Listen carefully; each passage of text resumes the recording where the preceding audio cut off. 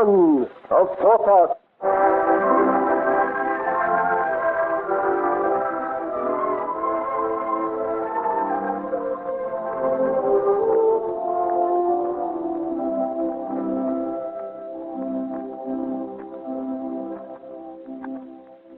In the little chapel of Saint-Germain, before the royal confessor, in the presence of King Louis, Queen Maria Theresa, and the full court, Joel, now Chevalier de Lochmaria, and his Aurore are married.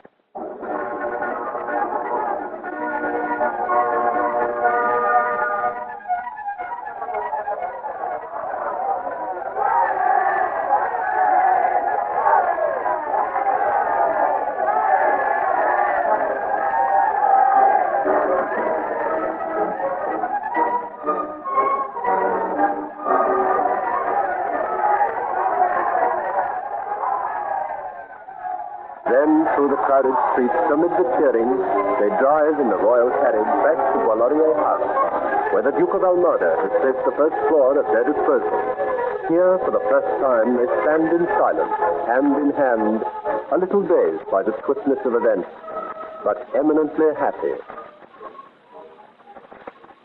Joel, my dear, I had thought never to see you again. I knew not what had happened to you. And now... oh, it is like a dream. I can scarce believe it even now. I have been driven blindfold through so many adventures these last days. My brain is muddled. I'm confused. But one thing I know. You are mine now, Aurore. And I am yours. And nothing shall part us ever again. Dear Joel. And we are alone. I thought in all that crowd with all those important people that I should never be alone with you again. Never be able to talk quietly to you. Just you and I. But here we are. Quietly in our own apartment. Undisturbed. Alone. You will pardon me, madam, if I disagree with you, but it seems you do not speak the truth. Indeed, you are not alone, my friend, for I am here. Who is this cock sparrow? Cock sparrow, indeed? Chevalier, I would have you know, I am Lord Montausier, the steward of the Queen's household. Dear Lord, what is it you want with us? I have come to instruct you in your duties, madam. My duties? As what, my lord? As a member of the Queen's household. What else should I refer? My good sir, this dear lady and I have but now been married, and you will understand I am... Married? Oh, my dear Chevalier, marriages happen every day. They're not in the least important, I assure you. Very few people take any notice of them. But the welfare of the Queen, that is a different matter. And one I have no interest in at the moment, my lord. Credence, sir, upon my word. Don't anger him, Joel. Anger him? I'd like to see the little fellow up. Besides, he is in the way. Oh, hush. My Lord Steward, what instructions have you brought me? Your service is from the Queen, madame, commences tomorrow. And it is urgent that you should be at the early at the palace in case you are needed. Tomorrow? Early? Oh, my Lord Montausier, is there not somewhere Madame, you are one of the Queen's ladies. Your first duty at all times, madame, is to Her Majesty. Very well, my Lord. I shall be there. Early. Furthermore, it is understood that from tomorrow you will be unable to leave the palace without written authority. What? Forbidden to leave the royal residence? Upon my sword, this is too much. I must stay there all the time. But certainly. The Queen may be seriously attacked and require help at any moment. It is your duty to remain here. It seems to me, my friend, Her Majesty would do better to keep a doctor and nurse on hand at regular wages. How long, my Lord, is this service to last? 3 months from now. Listen, my little friend. If Madame must begin duties early tomorrow, you will understand that she and I have a lot of private matters to discuss. So you will overlook my apparent rudeness in suggesting that your august presence is more in request at some other place. Farewell, my lord. Well, Chevalier, if I did not know 'twas love cloying your tongue, indeed I would take umbrage at such a tone. And towards the steward of Her Majesty's household. Tomorrow, early, madame. You should not have antagonized him. He did but do his duty. Melancholy as it was for us. Has not a man so newly married a right to talk alone with his bride? Most definitely. My happiness is so great. I need a moment or two to grow used to it. Since I was a child at my mother's knee when I was happy without knowing it. I do not recall in all my life one moment like this. Yes, Joel. You are fair as an angel, Olo.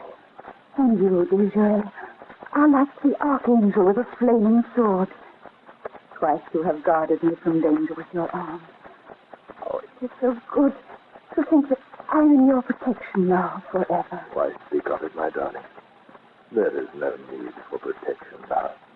Here we have not to dread the storm of treachery. Our spirits may rest. We are safe. Safe. To enjoy life without fear. Just you and I, Joel. If this is that little cock sparrow back again, enter!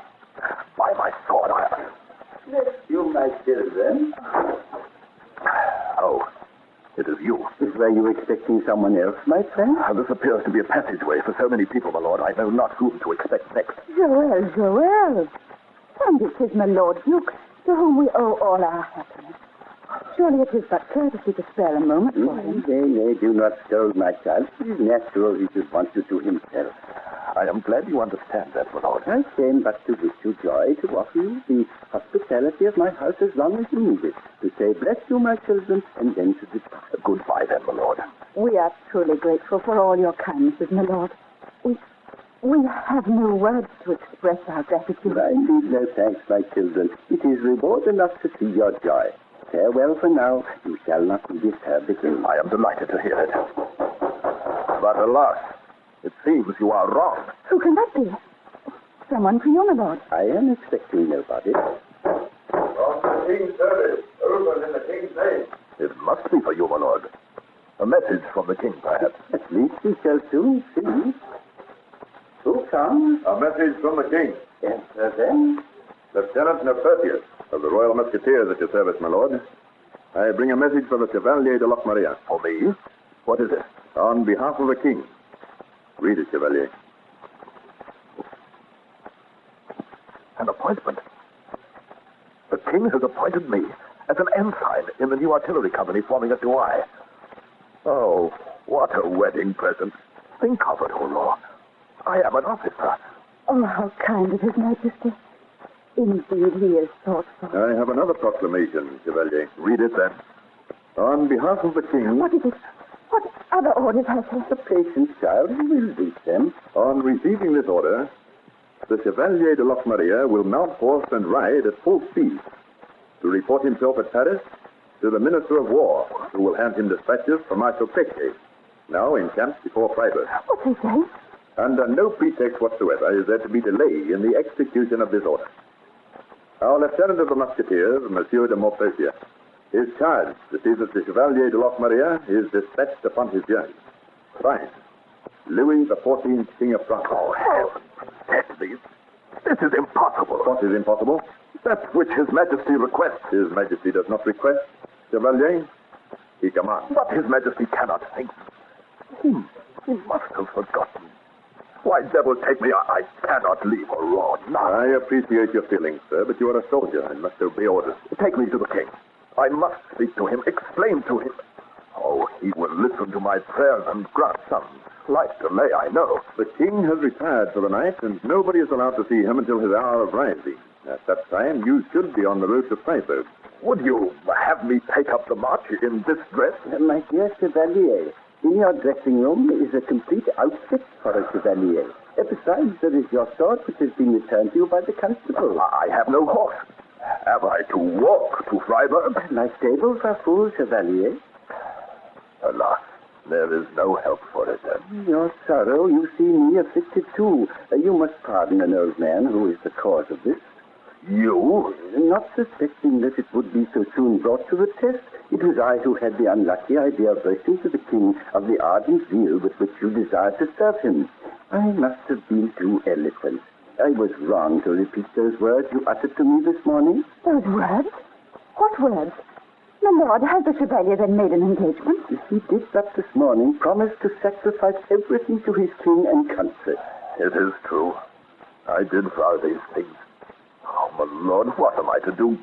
Give me some advice, I pray you. Oh, my dear boy, a man of heart and wits like yourself, should at such times take counsel of himself, I cannot help you. I know not what to do. I act upon orders, Chevalier, and I have no time to waste. What am I to report to His Majesty? You will announce to him, Monsieur de Maupertuis, that his orders shall be obeyed. Well spoken, child. You want me, then, to leave you? Do you believe, my husband Joel, that I love you so little and take so little pride in you that I would try to detain you? Honor orders us. We must obey. I do not doubt your love for me. Do not ever doubt it, Joel. This new parting will cost me many a pang. Heaven alone knows how sad and lonely I shall feel in your absence. But you offered your services to the king, and it is not right that you should draw back when he requires you. You have such wisdom as well as beauty. What should I do without your counsel? Go then, and get ready, without weakness or hesitation. What you have promised, that you must fulfill. What honor demands, that you must give. The thought that we are both doing our duty, however difficult, should be some consolation to us. God bless you, my Joel. I do not know how I shall let you go. But there is no other course open to us.